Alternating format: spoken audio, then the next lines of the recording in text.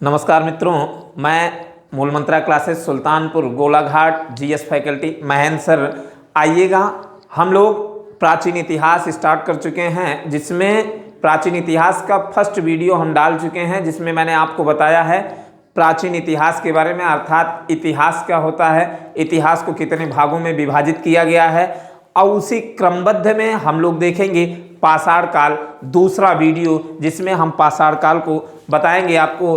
पाषाण काल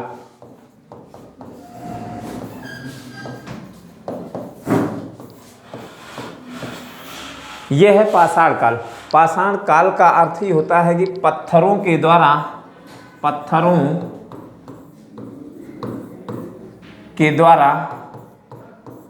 बनाया गया औजार।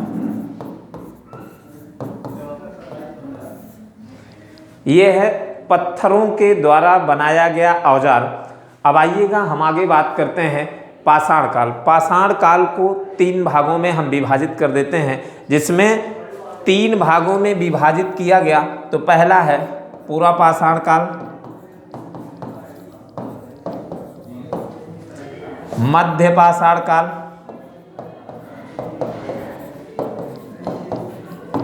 और नव पाषाण काल।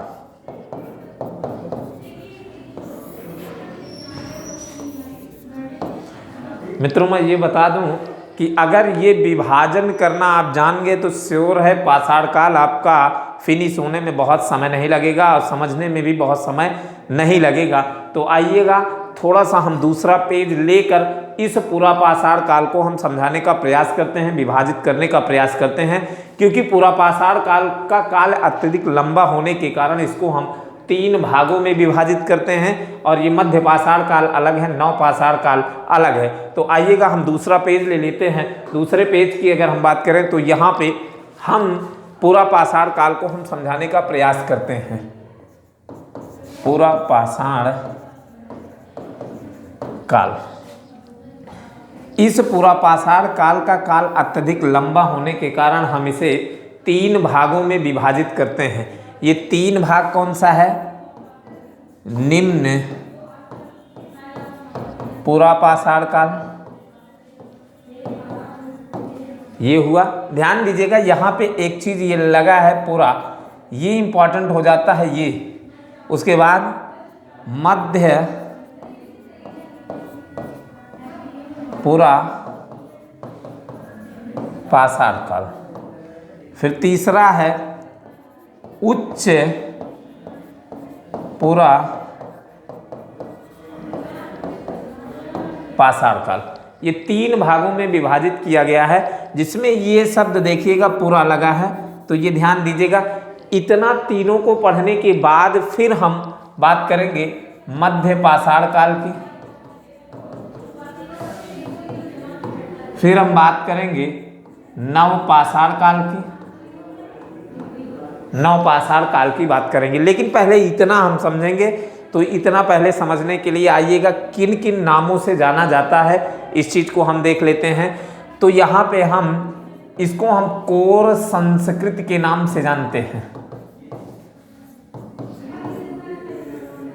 इसको हम फलक संस्कृत के नाम से जानते हैं, इसको हम ब्लेड संस्कृत के नाम से जानते हैं। ये अलग अलग नामों से पूछा जाता है। अब आइएगा, क्या क्या औजार मिले थे, कैसे कैसे मिले थे, इस चीज को हम समझते हैं। निम्न पुरा पाषाण काल की अगर हम बात करें तो निम्न पुरा पाषाण काल में जो औजार मिले थे, मैंने पहले ही बताया था कि पत्थरों के द्वारा खोजा गया औजार सब था, और उसी के द्वारा मानव क्या करता था, शिकार करता था। जब शिकार करके लाता था और उसको खाता था, सारे के सारे औजार पत्थर के ही होते थे। तो आइएगा, हम इसकी बात करते हैं। जब हम इसकी बात किए तो इसमें कौन कौन से औजार मिले? चापर, चापर का मतलब होता है जिसमें एक तरफ धार होती है। चापिंग का मतलब होता है 2 तरफ धार। चापर, चापिंग, इसमें 2 तरफ धार होती है। चापर, चापिंग, हैंडेक्स, हैंडेक्स का मतलब होता है कुल्हाड़ी। ये सब औजार पाए गए थे। इससे क्या करता था, मनुष्य क्या करते हैं कि शिकार करके लाते थे और उसको खाते थे, जानवर को मारते थे, खाते थे। तो ये यहाँ पे पाया गया। और इसमें सबसे इम्पोर्टेंट जो बार बार ये क्वेश्चन पूछता है कि आग का आविष्कार किस काल में हुआ था, तो आग का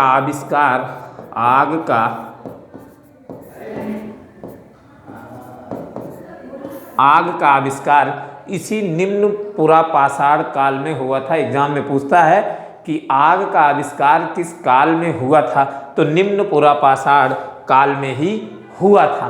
तो यहाँ पे ये बातें आई। अब आइएगा हम मध्य पुरापाषाण काल की हम बात करते हैं। मध्य पुरापाषाण काल में क्या क्या औजार मिला थे, ध्यान दीजिएगा। यहाँ पे औजार चापर, चापिंग, हैंडेक्स और पेबुल भी था। ये औजार मिले। मध्य पुरापाषाण काल में खुरचनी, बेधनी, तक्षड़ी, बिदारड़ी इत्यादि औजार प्राप्त हुए। क्यों ऐसा, क्योंकि यहाँ पे जैसे औजार इतने बड़े बड़े होते थे, वो ले जाके मारते थे, तो कभी कभी मनुष्य खुद शिकार बन जाता था जानवरों का। तो इस वजह से ये सोचा गया होगा इसमें कि मध्य पुरापाषाण काल में जैसे आए इसमें छोटा छोटा औजार बनाने का कार्य करने प्रारंभ कर दिए ये लोग कि हम शिकार को फेंक कर मारेंगे, जिससे क्या होता है जानवर मरेगा, फिर हम उसको लाएंगे। तो इसमें इस प्रकार से औजार प्राप्त हुआ जिसमें खुरचनी, बेधनी, तक्षड़ी, बिदारड़ी नामक औजार प्राप्त हुए। यहाँ पे ये सब सारी चीजें औजार प्राप्त होना प्रारंभ हुआ। अब आइएगा ये चीजें हैं। अब आते हैं हम उच्च पुरापाषाण काल की हम बात करते हैं। इसमें कौन कौन से औजार प्राप्त होते हैं।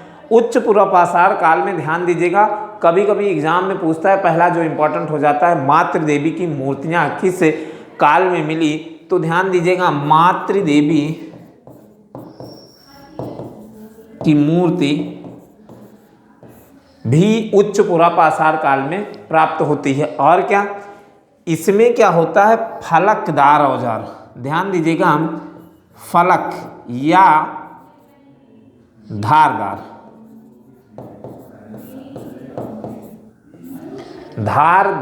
औजार प्राप्त होना प्रारंभ हो गए। यहाँ पर तो ये चीजें आपको समझ में आई होंगी कि पुरापाषाण काल को कितने भागों में बांटा गया। तो पुरापाषाण काल को 3 भागों में बांटा गया, जिसमें निम्न पुरापाषाण काल, मध्य पुरापाषाण काल, उच्च पुरापाषाण काल, फिर उसके बाद मध्यपाषाण काल, फिर नवपाषाण काल आता है। थोड़ा सा एक बार और समझा दे, यहाँ पर मनुष्य क्या करता था, शिकार करने जाता था और शिकार को लाता था, खा लेता था। यहाँ से फिर यहाँ आया, जैसे यहाँ पर आता है वैसे ही यह पशुपालन करना प्रारंभ कर देता है। और फिर यहाँ से यहाँ जाता है, जैसे पशुपालन करना प्रारंभ कर देता है, पशुपालन के साथ साथ क्या करता है, खेती करना प्रारंभ कर देता है। अर्थात वो खेती करके अनाज को पैदा करता था, अनाज को पैदा करके उन जानवरों को खिलाता था। तो ये रहा आपका, ये चीज़ें हैं। एक चीज़ें नोट करके ध्यान दीजिएगा कि यहाँ पे पुरापाषाण काल में ही 13 मई, ये नोट करके ध्यान दीजिएगा, बहुत बार पूछता है, 13 मई 1863 ईस्वी में रॉबर्ट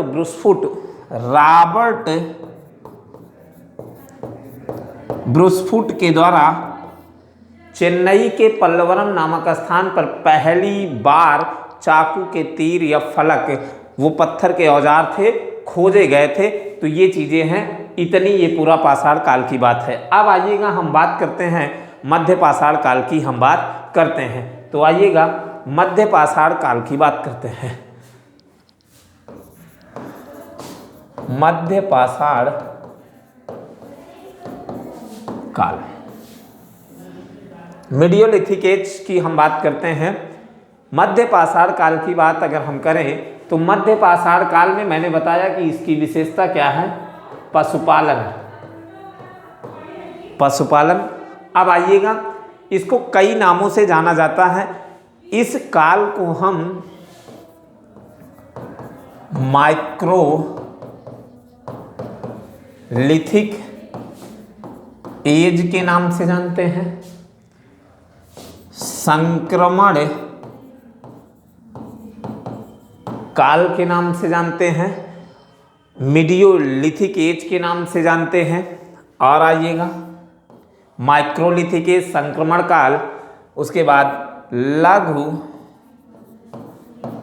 पाषाण उपकरण काल के नाम से भी जानते हैं। इतना ये नाम है। मध्यपाषाण काल की विशेषता मैंने बताया पशुपालन, तो पशुपालन का साक्ष्य मध्य प्रदेश के आदमगढ़ जिले से, आदमगढ़ से पशुपालन का साक्ष्य प्राप्त होता है। और कहाँ से? राजस्थान के बागोर जिले से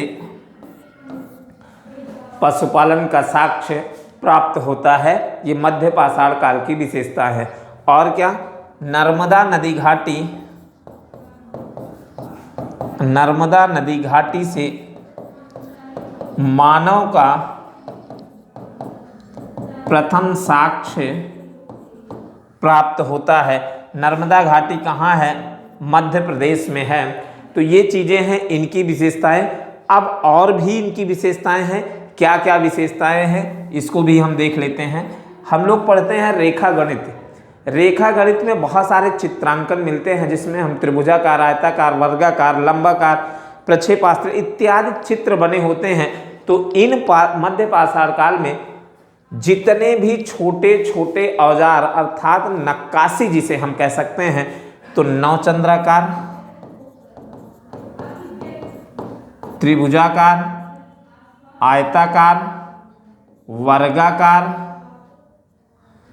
इत्यादि प्रकार के सारे औजार इसमें बनाए जाते थे मध्य पाषाण काल में। तो यहाँ पर ये चीज़ें हुई। और क्या इनकी विशेषताएं? इसी मध्य पाषाण काल में मानव का प्रथम अस्थिपंजर अर्थात मानव के हड्डी के साक्ष्य भी प्राप्त हुए हैं।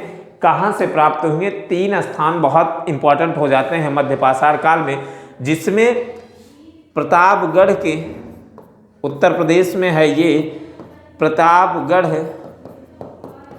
के पट्टी तहसील के सरायनाहर, महदहा, दमदमा से कुछ साक्ष्य प्राप्त होते हैं, जिसमें सरायनाहर से मानव का अस्थिपंजर, मानव का अस्थिपंजर का साक्ष्य मिला। 4 नर कंकाल दफनाए जाने का साक्ष्य भी प्राप्त हुआ यहाँ से। महदहा से युगल शवाधान, 8 गर्तावास चूल्हा भी,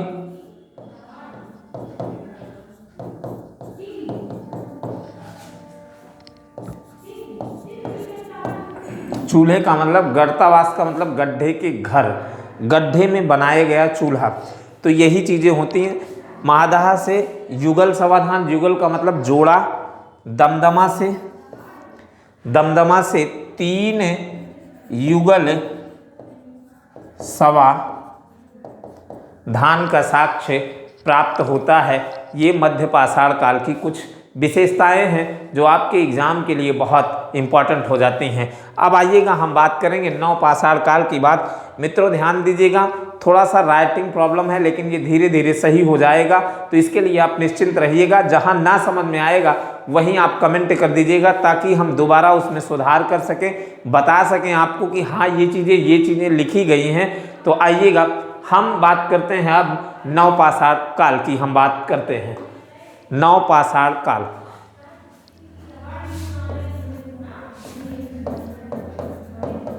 नव पाषाण काल, नव पाषाण काल की बात करते हैं।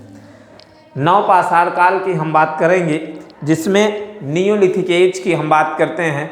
नव पाषाण काल ये नए नए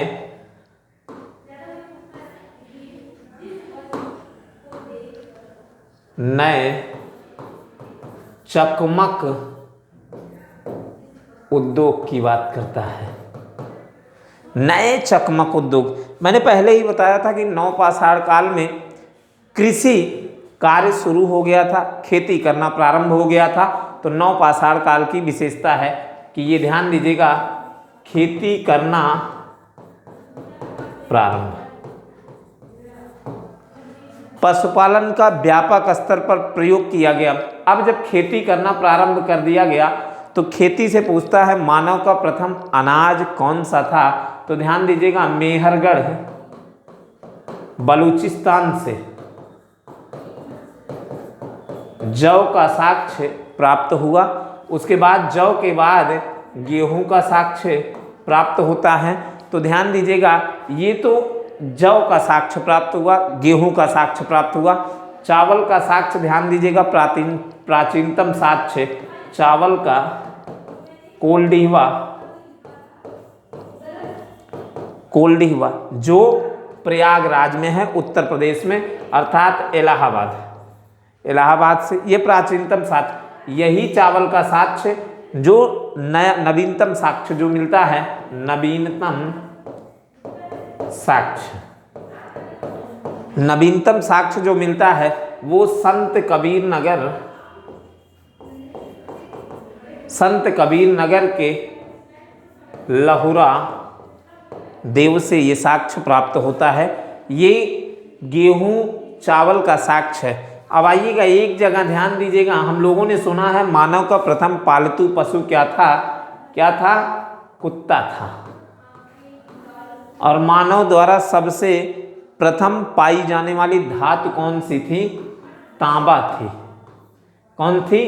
तांबा थी। और ये कुत्ता, ध्यान दीजिएगा, ये याद होना चाहिए। ये बहुत सामान्य से क्वेश्चन है, बहुत सारे सामान्य क्वेश्चन रहते हैं कि जो हम लोग बचपन से ही पढ़े रहते हैं। तो आइएगा यहाँ से अब और हम बात कर लेते हैं। एक कश्मीर में एक जगह पड़ता है बुर्ज होम से मानव के साथ कुत्ता दफनाए जाने का साक्ष्य भी प्राप्त होता है। पहिए का आविष्कार